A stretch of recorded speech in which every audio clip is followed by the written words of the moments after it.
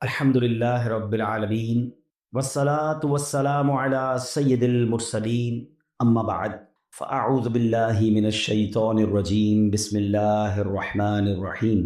درود پاک پڑھنے کے بے شمار فضائل و برکات ہیں۔ کعبے کے بدر الدجا، طیبہ کے شمس الضحیٰ صلی اللہ تعالیٰ علیہ وسلم کا فرمان عالی شان ہے۔ آقا علیہ الصلوۃ والسلام فرماتے ہیں مجھ پر درود پاک بھیجو اور دعا میں خوب کوشش کرو اور کہو اللہم صلی علی محمد وعلی آل محمد صلی اللہ علیہ وسلم۔ تو یہ درود پاک بڑا پیارا درود پاک ہے۔ اس میں نبی پاک پر بھی درود بھیجا گیا ہے، آل رسول پر بھی درود بھیجا گیا ہے، اور اس میں نبی پاک نے گویا ہمیں دعا کی قبولیت کا ایک نسخہ بھی بتا دیا کہ جب بھی دعا مانگیں تو درود پاک پڑھیں۔ آپ دیکھیں ماشاءاللہ مسجدوں میں دعا ہوتی ہے تو دعا سے پہلے بھی درود پڑھا جاتا ہے، دعا کے آخر میں بھی درود پڑھا جاتا ہے۔ تو یہ بڑا کمال کا طریقہ ہے کہ اگر آپ اول آخر دعا کے اندر درود پاک پڑھ لیں تو چونکہ درود پاک مقبول ہے تو اللہ کی رحمت سے یہ بعید ہے کہ پہلا قبول کر لے، آخری قبول کر لے، درمیان کا چھوڑ دے، ایسا نہیں ہوگا۔ درود پاک کی برکت سے انشاءاللہ دعائیں بھی قبول ہو جائیں گی۔ آئیے مل کر محبت کے ساتھ بآواز بلند درود پاک پڑھ لیں۔ صلو علی الحبیب صلی اللہ تعالی علی محمد صلی اللہ علیہ وآلہ وسلم۔ یاد کر کے شہ دو عالم کو پڑھیے با چشم نم درود و سلام۔ وہ دعا مستجاب ہوتی ہے، وہ دعا قبول ہوتی ہے جس میں ہوتا ہے ضم درود و سلام۔ مشکلوں کے سبھی اندھیروں میں، مشکلوں کے سبھی اندھیروں میں ہے ضیائے کرم درود و سلام۔ محبت کے ساتھ درود پاک صلو علی الحبیب صلی اللہ تعالی علی محمد صلی اللہ تعالی علیہ وآلہ وسلم۔ الحمدللہ ہم اپنے بیان کا ٹاپک رکھتے ہیں قرآن کی باتیں۔ قرآن کی کچھ آیتیں ہوتی ہیں، ہم اس کو سمجھنے کی کوشش کرتے ہیں اور اس سے ملنے والا میسج لیتے ہیں۔ آج قرآن پاک کی جو آیت ہے پارہ نمبر 1 ہے، سورہ بقرہ ہے، اور آیت نمبر ہے 99۔ اللہ کریم اس آیت میں کیا ارشاد فرماتا ہے؟ بسم اللہ الرحمن الرحیم۔ وَلَقَدْ أَنزَلْنَا إِلَيْكَ آيَاتٍ بَيِّنَاتٍ وَمَا يَكْفُرُ بِهَا إِلَّا الْفَاسِقُونَ۔ اللہ کریم قرآن مجید فرقان حمید کی اس آیت میں کیا ارشاد فرماتا ہے؟ آسان ترجمہ قرآن کنز العرفان۔ اور بے شک ہم نے تمہاری طرف روشن آیتیں نازل کی اور ان کا انکار صرف نافرمان ہی کرتے ہیں۔ اب ذرا غور کیجئے، یہ آیت کے پیچھے پس منظر کیا ہے، شان نزول کیا ہے؟ ابن سوریہ نام کا ایک غیر مسلم تھا، بنی اسرائیل میں سے تھا۔ حضرت عبداللہ ابن عباس رضی اللہ تعالیٰ عنہما فرماتے ہیں کہ ایک دن ابن سوریہ نبی پاک علیہ الصلوۃ والسلام کے سامنے بڑی جرت اور جسارت کرتے ہوئے، بدتمیزی کرتے ہوئے کہتا ہے، اے محمد صلی اللہ تعالیٰ علیہ وسلم، آپ کوئی ایسی چیز نہیں لائے جسے ہم پہچانتے ہو، اللہ پاک نے آپ پر کوئی واضح نشانی نہیں اتاری۔ اس بدبخت کے جواب میں اللہ کریم نے آیت کریمہ نازل فرمائی۔ کیا آیت ہے جو ابھی ہم نے سنی؟ وَلَقَدْ أَنزَلْنَا إِلَيْكَ آيَاتٍ بَيِّنَاتٍ وَمَا يَكْفُرُ بِهَا إِلَّا الْفَاسِقُونَ۔ اور بے شک ہم نے تمہاری طرف روشن آیتیں نازل کی اور ان کا انکار صرف نافرمان ہی کرتے ہیں۔ ایک روایت یوں بھی ہے کہ حضرت معاذ بن جبل رضی اللہ تعالیٰ عنہ ایک دن یہودیوں کو شرم دلاتے ہوئے فرماتے ہیں، حضرت معاذ بن جبل بھی ایمان لائے تھے نا، تو وہ یہودیوں کو شرم دلاتے ہوئے فرماتے ہیں کہ تم وہ ہو جو ہمیں آخری نبی کی نشانیاں بتاتے تھے، تم نے ہی وہ نشانیاں بتائیں جنہیں دیکھ کر ہم نے کلمہ پڑھ لیا۔ جب پیارے آقا تشریف لائے تم نے جو نشانیاں بتائیں وہ ہم نے ان میں دیکھی، ہم نے کلمہ پڑھ لیا، مگر تم کلمہ کیوں نہیں پڑھتے؟ اللہ اکبر۔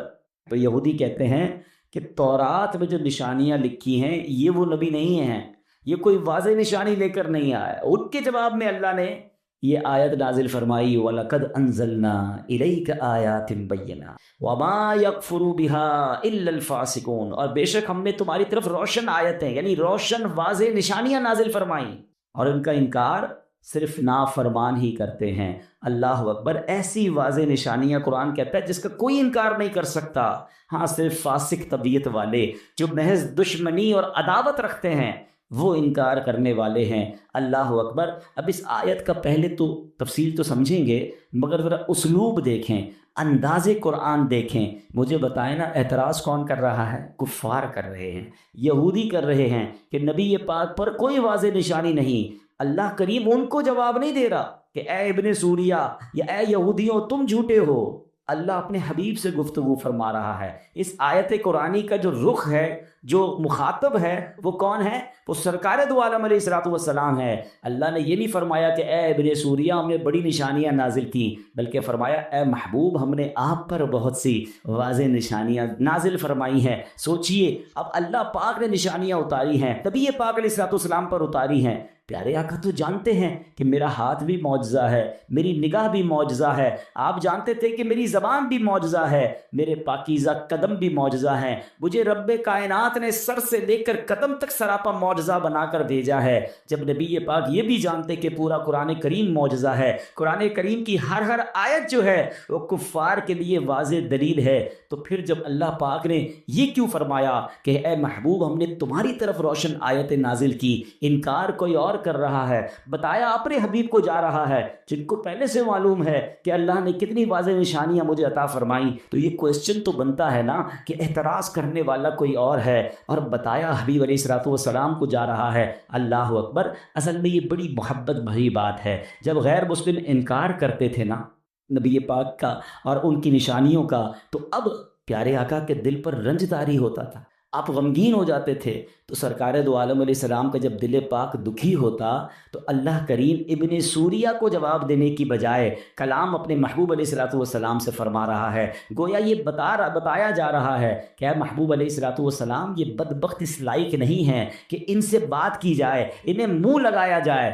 آپ دل رنجیدہ نہ کریں، یہ جو بدبخت بکواس کر رہے ہیں یہ اپنے بد باطنی کا اظہار کر رہے ہیں، آپ رنجیدہ نہ ہو، اپنے رب کریم کی عنایتوں کی طرف نظر فرمائیے۔ اللہ نے تو آپ کو کیا کیا عطا فرمایا ہے، اب بات سمجھ رہے کہ وہ منہ لگانے کے قابل نہیں، آپ ان کی باتوں پر دل رنجیدہ کیوں کر رہے ہیں؟ اے محبوب تمہارے رب نے تمہیں کتنی واضح نشانیاں عطا فرمائی ہیں، کیا خوبصورت انداز ہے قرآن کا، کیا پیار بھرا انداز ہے۔ اور یہی بات مولانا حسن رضا خان صاحب اپنے پیارے سے کلام میں لکھتے ہیں، آپ لکھتے ہیں عجب پیاری پیاری ہے صورت کسی کی، عجب پیاری پیاری ہے صورت کسی کی، ہمیں کیا خدا کو ہے الفت کسی کی، کسی کو کسی سے ہوئی ہے نہ ہوگی، خدا کو ہے جتنی محبت کسی کی۔ اللہ کتنا محبت فرماتا ہے اپنے حبیب علیہ الصلوۃ والسلام سے۔ اب میرے پیارے اسلامی بھائیوں اس بات کو ایک اور واقعے کے ذریعے سمجھیے۔ ایک بار سرکار دو عالم علیہ الصلوۃ والسلام کہیں تشریف فرما تھے، آپ کے جسم اقدس سے خون بہہ رہا تھا، جبریل امین آئے۔ جبریل امین کون ہیں؟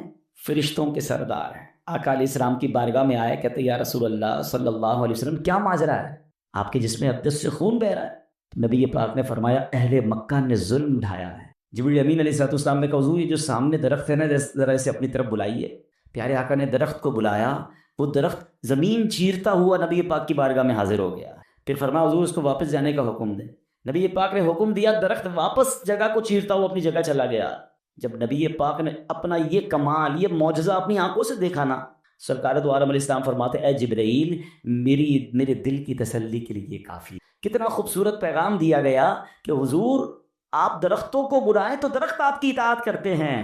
اس کا مطلب یہ کہ حضور آپ نے جو نیکی کی دعوت دی ہے نا اس میں کوئی کمی نہیں ہے، آپ نے حق ادا کر دیا ہے۔ قصور ان غیر مسلموں کا ہے، ان اندھے دلوں والوں کا ہے جو سمجھنے اور ماننے سے قاصر ہیں۔ اللہ نے تو آپ کو بڑے کمالات عطا فرمائے ہیں۔ تو یہ وہی انداز ہے کہ غیر مسلم انکار کر رہے ہیں اور اللہ قرآن میں حبیب پاک سے فرما رہا ہے کہ بے شک تمہارے رب نے تم پر واضح نشانیاں اتاری ہیں، شاندار نشانیاں اتاری ہیں، تو انکار کرنے والے بدبخت ہیں، ان کا دماغ اور ان کا دل گندا ہے، اس لیے محبوب ان آیتوں کو، وہ ان نشانیوں کو ماننے والے نہیں ہیں۔ اے میرے پیارے اسلامی بھائیوں، اب یہاں نبی پاک علیہ الصلوۃ والسلام اور رب کا جو پیار ہے، اللہ کا اپنے حبیب کو دلاسا دینے کا جو انداز ہے، سبحان اللہ، مجھے ایک اور قرآن پاک کی صورت یاد آ رہی ہے۔ ہوا یہ تھا کہ جبریل امین علیہ الصلوۃ والسلام نبی پاک کے پاس وحی لے کر آتے تھے، تو اب ہوتا یہ تھا کہ کچھ دن تک جبریل امین نہیں آئے، کافی دن گزر گئے، تو کفار مکہ کو یہ پتہ چل گیا کہ وحی نہیں آ رہی، تو بدبختوں کو بس موقع چاہیے ہوتا تھا نا، بھائی یہ تو مان لو کہ اللہ کے نبی ہیں، یہ نہیں ماننا، بلکہ اس بات کا اعتراض کرنا ہے کہ اتنے دنوں تک وحی کیوں نہیں آئی۔ تو انہوں نے یہ خبر پھیلا دی کہ معاذ اللہ محمد علیہ الصلوۃ والسلام کے رب نے ان کو چھوڑ دیا ہے، ان سے ڈسٹنس کر لیا ہے، اب کوئی پیغام ہی نہیں آتا، اب فرشتہ ہی نہیں آتا، اس بات کو پھیلانا شروع کیا۔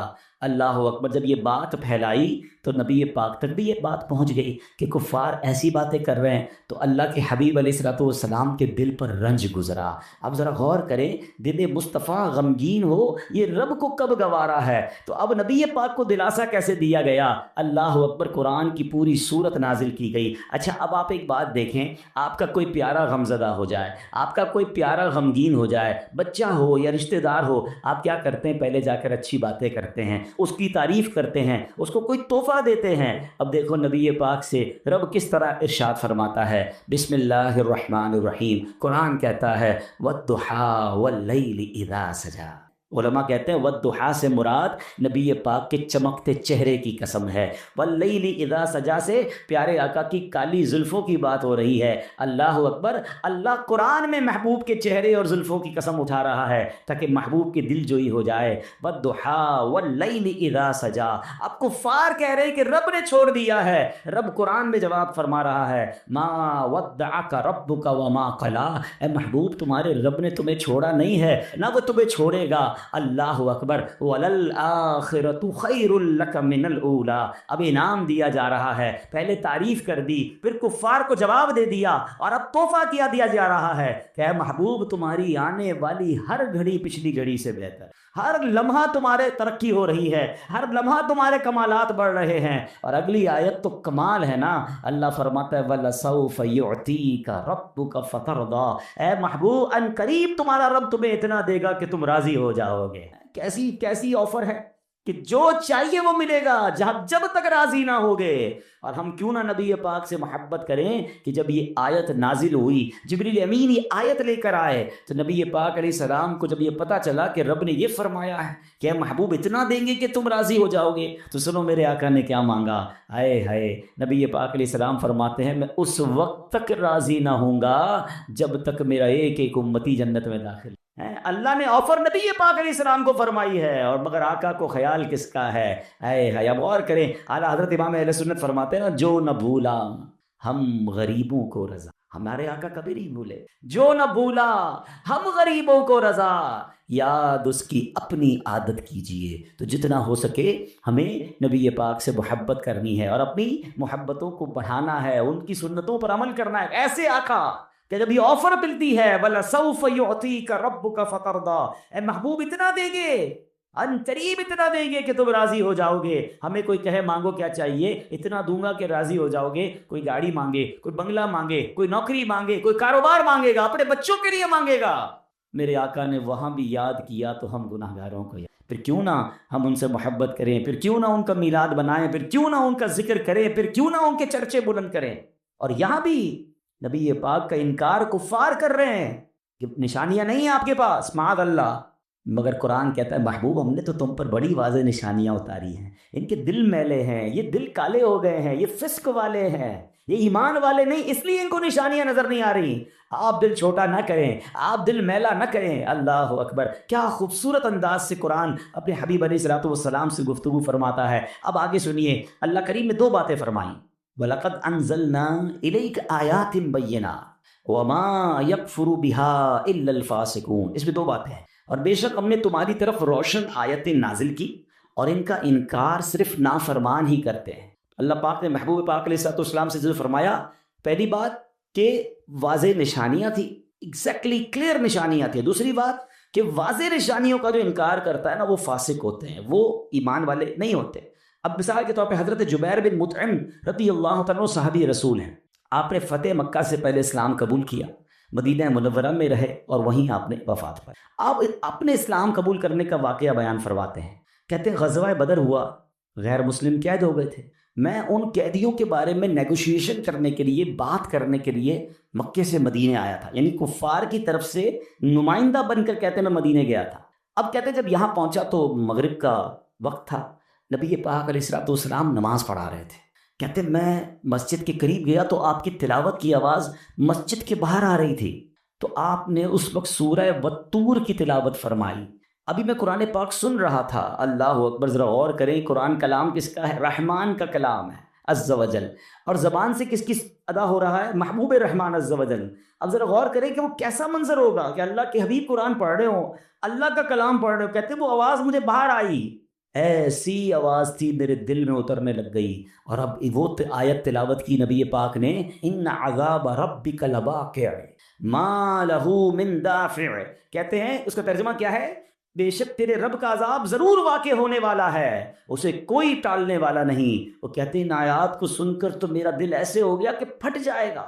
اتنا مجھ پر خوف طاری ہو گیا، مجھے یوں لگ رہا تھا کہ میں یہاں سے قدم بھی نہیں اٹھا سکوں گا اور مجھ پر عذاب نازل ہو جائے گا. بس میں نے اسی وقت کلمہ پڑھا اور مسلمان ہو گیا. دل صاف ہو تو قرآن کی ایک ایک آیت اثر کرتی. کہتے ہیں ایسی نشانی کہ ایک آیت دو آیتیں سنی تو دل بدل گیا. قرآن ایسا اثر رکھتا ہے. ارے دل پاک ہو تو قرآن اس طرح جا کر سبحان اللہ دلوں کو بدل دیتا ہے. فارسی کا شعر ہے نا، کتاب زندہ قرآن حکیم، کتاب زندہ قرآن حکیم، حکمت اولا یزال است و قدیم. یعنی قرآن مجید زندہ و جاوید کتاب ہے. اس پہ بیان کی گئی تعلیمات قیامت تک کے تمام مسائل کے حل کے لیے کافی ہیں اور بہتر بھی ہیں. سبحان اللہ. آج بھی جس کا دل نرم ہو، دل میں کچھ پاکیزگی ہو، آپ دیکھیں جب امام صاحب تلاوت کرتے ہیں، کوئی اچھے قاری صاحب تلاوت کرنے والے مل جائیں، قرآن سمجھ نہیں آتا مگر آنسو نکلنا شروع ہو جاتے ہیں، دل لرزنا شروع ہو جاتا ہے. رحمت کی باتیں ہوں، کبھی کبھی سورہ رحمان سنتے ہیں،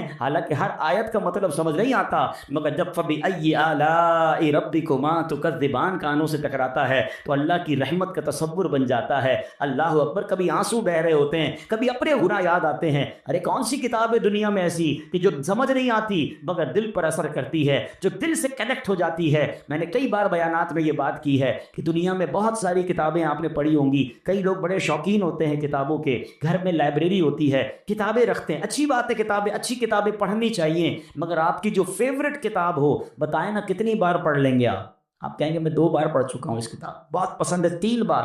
آپ کو کوئی کہے 10-12 بار پڑھو نا، آپ کہیں گے کیا یار بور ہو جاتے ہیں. 3 بار پڑھ لی، سب سمجھ آ گیا جو کتاب میں تھا، کتنی بار پڑھنی ہے؟ اٹ مینس آپ کی فیوریٹ کتاب بھی آپ 3-4 بار سے زیادہ نہیں پڑھ سکتے. اللہ اکبر. قرآن 1000 بار پڑھیں، ہر بار نیا لطف دیتا. قرآن پرانا نہیں ہوتا. کوئی آپ کو نہیں ملے گا یار بچپن سے قرآن پڑھ رہا ہوں بور ہو گیا. معاذ اللہ، اگر ایسا ہے تو خود اپنے دل کا علاج کروائے، ورنہ قرآن تو ہر بار نئی تازگی دیتا ہے. زندہ کتاب ہے نا، اللہ کا کلام ہے، اور قرآن خود معجزہ ہے. اللہ اکبر. مجھے بتائیں دنیا میں کون سی کتاب ہے جو 6 سال 5 سال کا بچہ پوری یاد کر لے، اور وہ بچہ یاد کر لے جس کی زبان عربی نہ ہو، پنجابی، اردو، سندھی بولنے والا، بلوچی بولنے والا، افریقی زبان بولنے والا، یورپ کی زبان بولنے والا، جس کو قرآن سمجھ نہیں آ رہا مگر پورا قرآن اچھا یاد بھی کیسے ہوتا ہے؟ زبر زیر پیش بھی صحیح یاد ہوتا ہے، پورا کا پورا قرآن محفوظ ہو جاتا ہے دل کے اندر. کیا ہے یہ ہماری آنکھوں کے سامنے ہے کہ کیسی نشانیاں ہیں. بات یہ کہ نشانیوں کو ماننے والا چاہیے. دل اب نہیں ماننے والا، غیر مسلم نہیں مانتے، ان کو قرآن سے کوئی اٹریکشن نہیں ہوتی. مگر آپ دیکھیں کہ جس نے قرآن کو صحیح پڑھا، آپ کو پتہ ہے 9/11 کے بعد امریکہ میں سب سے زیادہ اسلام پھیلا. کیوں؟ کیونکہ بہت پروپیگنڈا ہوا اسلام کے خلاف، تو لوگوں نے قرآن پڑھنا شروع کیا کہ قرآن میں کیا کیا لکھا ہے جو مسلمان ایسا کرتے ہیں، اتنی بری باتیں بتاتے ہیں ان کے بارے میں. تو ریسرچ جن لوگوں نے قرآن پہ کرنا شروع کی، قرآن نے ان کے دل پر اثر کرنا شروع کر دیا. لوگ کلمہ پڑھتے گئے، اسلام قبول کرتے گئے، اور ایسا ہی ہوتا تھا کہ اسلام کی نیگیٹیوٹی کو تلاش کرنے جو لوگ نکلتے تھے وہ کلمہ پڑھ کر مسلمان ہو جاتے. ایسا ہی ایک واقعہ مجھے یاد آیا کہ نبی پاک علیہ الصلوۃ والسلام کی شان ایسی ہے کہ قرآن میں بھی کوئی عیب نہیں ڈھونڈ سکتا اور نبی پاک علیہ الصلوۃ والسلام میں بھی کوئی عیب نہیں ڈھونڈ سکتا. اللہ نے ایسے سچے نبی عطا فرمائے، ایسے کامل نبی عطا فرمائے. سبحان اللہ. اعلیٰ حضرت تو کہتے ہیں عیب تو چھوڑو، عیب کا گمان بھی کوئی نہیں کر سکتا. وہ کمال حسن حضور ہے کہ گمان نقص جہاں نہیں، یہی پھول خار سے دور ہے، یہی شمع ہے کہ دھواں نہیں. یعنی یہ ایک ایسے آقا ہیں جن میں نقص تو چھوڑو، نقص کا گمان بھی کوئی نہیں کر سکتا. اللہ نے ایسا کامل و اکمل ہمیں اب آقا علیہ الصلوۃ والسلام عطا فرمائے. اب ایک بار کیا ہوا کہ کچھ غیر مسلم بڑے بڑے عالم بیٹھے اور باتیں کرتے کرتے ان کا موضوع نبی پاک علیہ الصلوۃ والسلام کی طرف ہو گیا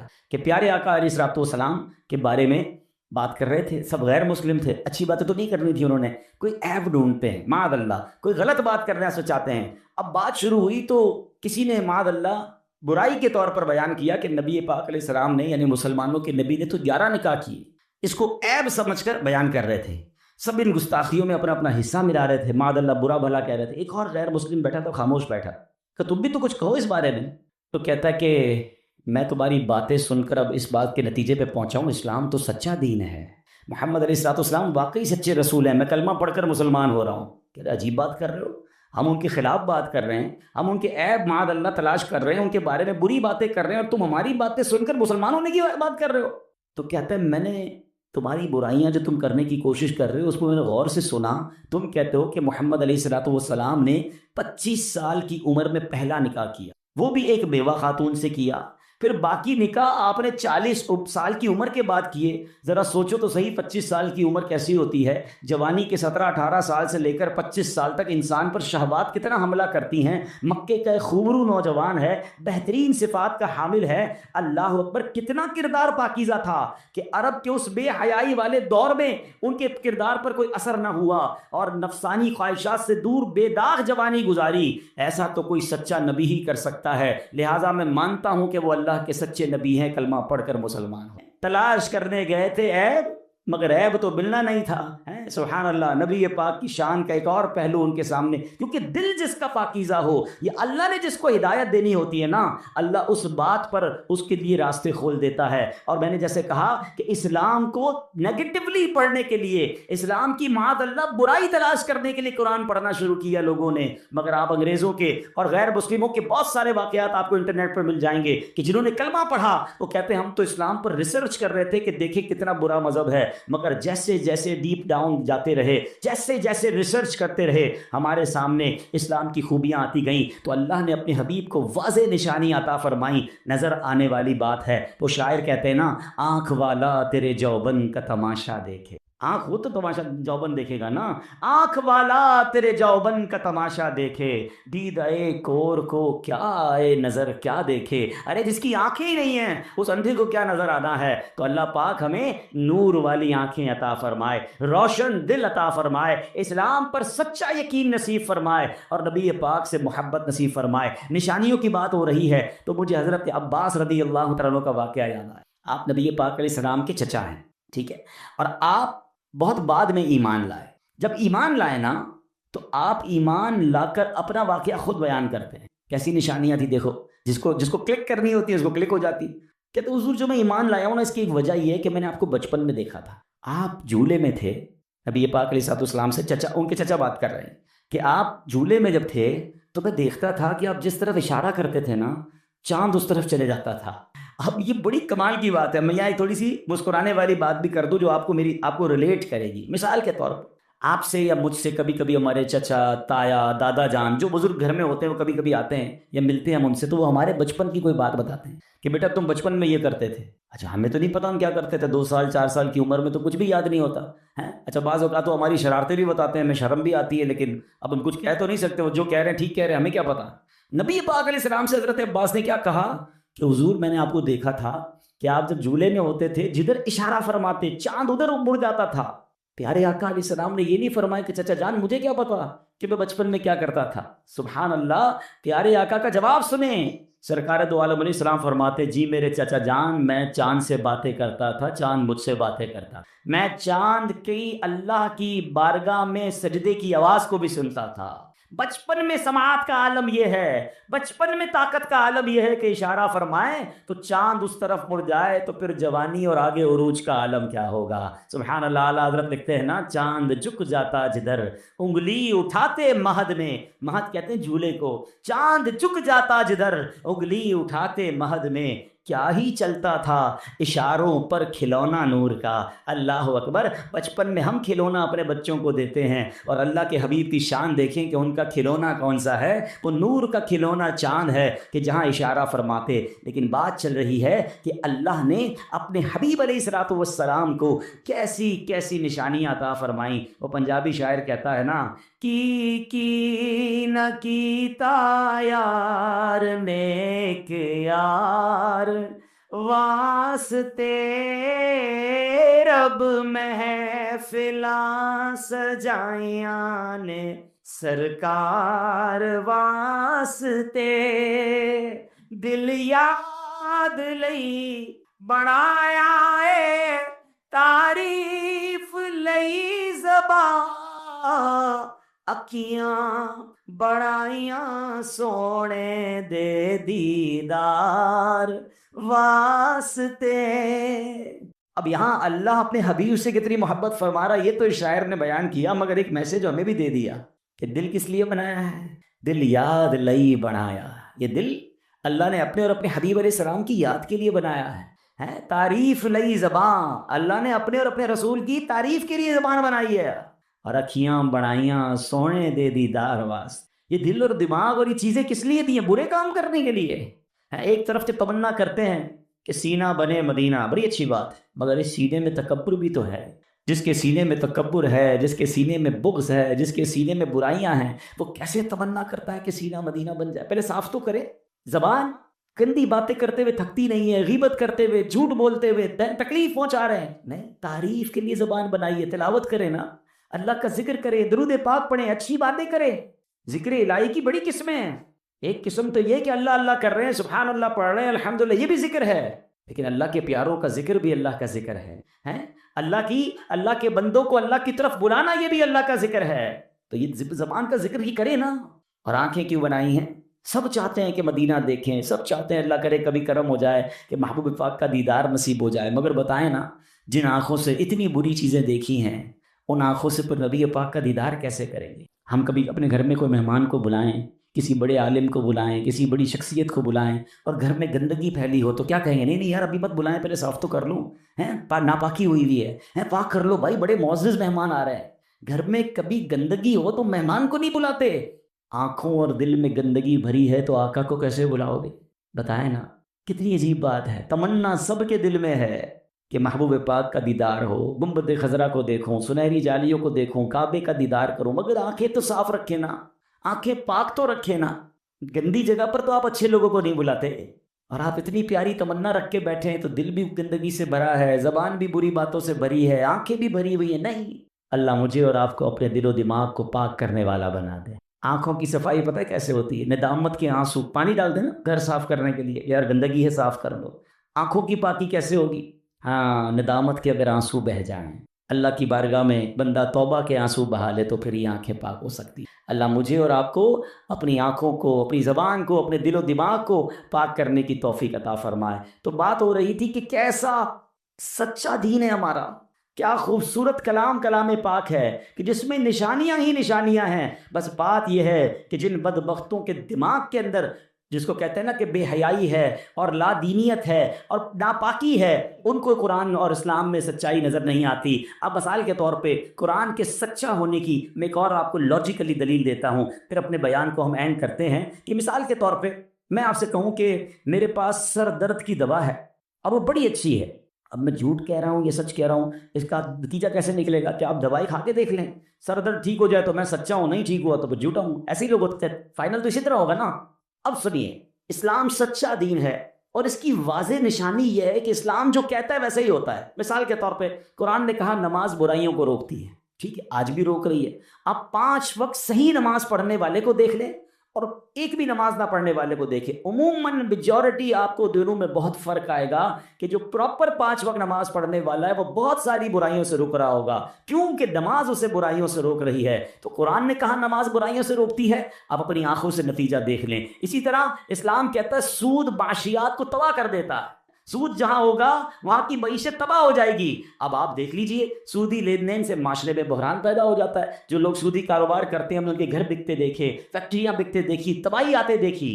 قرآن نے کہا، اسلام نے کہا، نتیجہ ہمارے سامنے ہے۔ جو قرآن کہتا ہے، جو اسلام بتاتا ہے، نتیجہ اپنی آنکھوں سے دیکھ لیں۔ اسی طرح اسلام کہتا ہے تم اللہ پاک کے فرما بردار ہو جاؤ، تمہیں دنیا اور آخرت میں بلندیاں عطا کر دی جائیں گی۔ اب اس کی مثال دیکھ لیں، جو قرون اولا ہے، صحابہ کا دور ہے، تابعین کا دور ہے، ارے سبحان اللہ، 10 سال نہیں گزرے تھے مگر وقت کی سپر پاور اس وقت روم اور ایران جو تھے وہ مسلمانوں کے قدموں کے نیچے تھے اور وہاں اسلامی سلطنت قائم ہو گئی۔ کیوں؟ اسلام پر عمل کیا، قرآن پر عمل کیا، اللہ نے عروج عطا فرمایا۔ حضرت عمر بن عبدالعزیز کا صرف 2.5 سال کی حکومت کا دور تھا، بتائے 2.5 سال میں اتنا بڑا انقلاب کون لا سکتا ہے؟ معیشت وہاں پہنچ چکی تھی کہ لوگ زکوٰۃ لے کر نکلتے تھے، زکوٰۃ لینے والا کوئی نہیں ہوتا تھا، زکوٰۃ دینا چاہتے تھے، زکوٰۃ لینے والا کوئی نہیں ہوتا تھا، ہر طرف معاشی طور پر، اور اس طرح امن و سکون اور کاروبار بڑھ چکا تھا۔ کیا ہوا تھا؟ قرآن پر عمل کیا، سنت پر عمل کیا، شریعت پر عمل کیا۔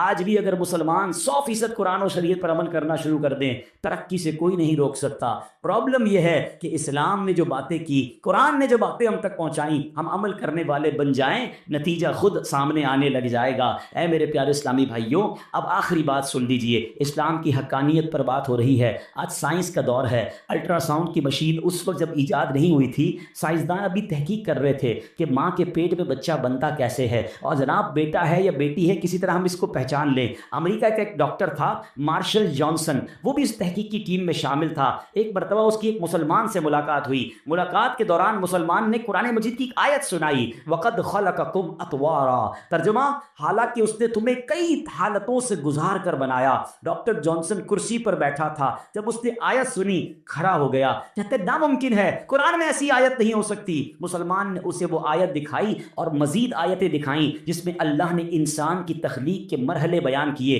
کہ ماں کے پیٹ میں بچہ کس کس طور پہ آگے بڑھتا ہے۔ وہ سنتا گیا اور پھر کہتا ہے یا تو تمہارے نبی محمد صلی اللہ علیہ وسلم کے پاس الٹرا ساؤنڈ کی مشین تھی، وہ پہلے الٹرا ساؤنڈ لگاتے تھے، اور پیٹ میں ماں کے یہاں بچہ کیسے بنتا ہے، پھر یہ آیتیں انہوں نے لکھی ہیں۔ اور اگر 1400 سال پہلے تو پاسبل نہیں ہے مشین ہوگی، تو میں اس بات کو مانتا ہوں کہ وہ اللہ کے سچے نبی ہیں۔ قرآن اللہ کی کتاب ہے، یہ کلام اللہ ہے۔ انسان کو تو آج پتا چلا ہے، تمہارا قرآن 1400 سال پہلے بتا رہا ہے کہ بچہ کس طرح ماں کے پیٹ میں بڑھ رہا ہے۔ تو ایسی ایسی دلیلیں ہیں کہ جو جتنا قرآن میں ڈیپ ڈاؤن جاتا ہے، جتنا ریسرچ کرتا ہے، جتنا سمجھتا ہے، اس کے سامنے اللہ کی قدرت کی سبحان اللہ شان ظاہر ہو جاتی ہیں۔ مگر بات یہ ہے کہ دل پاک ہو، دل صاف ہو، یا اللہ نے ہدایت دینی ہو تو اللہ ہدایت دے دیتا ہے۔ اللہ مجھے اور آپ کو قرآن پر، اسلام پر سچا یقین بھی نصیب فرمائے اور اس کی تعلیمات عمل کرنے کی توفیق عطا فرمائے۔ اے میرے پیارے اسلامی بھائیوں، جو ہم بیان کرتے ہیں اس میں جو قرآن کی آیتیں بیان کرتے ہیں، اس کی وجہ بھی یہ ہوتی ہے کہ ہم قرآن سے محبت کریں، خود بھی تلاوت کریں، ترجمہ اور تفسیر پڑھیں، اپنے بچوں کو بھی پڑھائیں